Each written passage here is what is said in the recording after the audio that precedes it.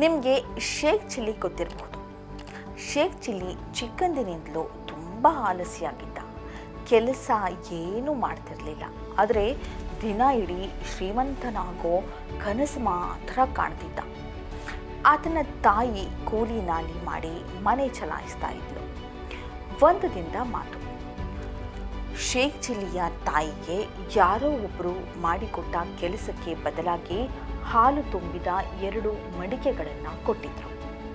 Shake ಚಿಲ್ಲಿಯ ತಾಯಿ ಆ ಮಡಿಕೆಗಳನ್ನು ಎತ್ತಿಕೊಂಡು ಮನೆಗೆ ಬಂದರು.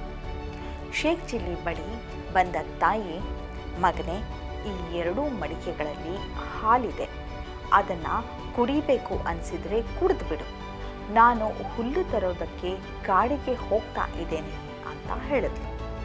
ತಾಯಿ ಹೊರಗೆ ಹೋದ್ಮೇಲೆ ಶೇಕ್ ಚಿಲ್ಲಿ 1 ಮಡಿಕೆಯಲ್ಲಿದ್ದ ಹಾಲನ್ನು ಕುಡಿದ್ಬಿಟ್ಟ.